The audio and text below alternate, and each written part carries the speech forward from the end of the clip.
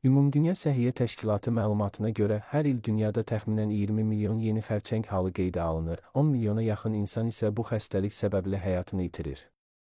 Milli AZ xəbər verir ki, Türkiyəli onkoloq Dilşən Çolak bildirib ki, müasir tibbdə xərçəng artıq tək bir xəstəlik kimi deyil, müxtəlif bioloji xüsusiyyətlərə malik xəstəliklər qrupu kimi qiymətləndirilir. Onun sözlərinə görə, bu səbəbdən hər bir xəstəyə fərdi yanaşma vacibdir. Həkim qeyd edib ki, xərçəngin müalicəsi yalnız fiziki deyil, həm də psixoloji və sosial aspektlər nəzərə alınaraq aparılmalıdır və bu baxımdan multidisiplinar yanaşma mühüm rol oynayır.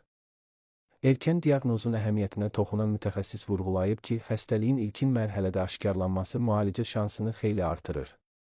O əlavə edib ki, xüsusilə süd vəzi, uşaqlıq boynu və kolorektal xərçənglər skrininq proqramları vasitəsilə erkən mərhələdə aşkar edilə bilər. Həkimlər xərçəngin yalnız müalicə edilən deyil, həm də qarşısı alına bilən xəstəlik olduğunu bildirirlər.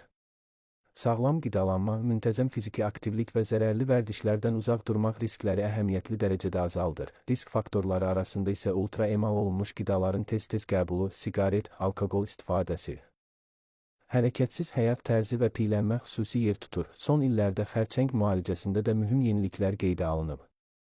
Həkimlərin sözlərinə görə artıq klassik kimyaterapiya ilə yanaşı hədəfli müalicələr, immunoterapiya və ağıllı dərmanlar geniş tətbiq olunur. Bununla belə, hər bir müalicə üsulu bütün xəstələr üçün uyğun hesab edilmir və terapiya planı fərdi qaydada müəyyənləşdirilir. Mütəxəssislər ailə dəstəyinin və ictimai maarifləndirmənin də vacib olduğunu qeyd edərək, hər kəsi yaş və risk qrupuna uyğun olaraq mütəmadi tibbi müayinələrdən keçməyə çağırırlar.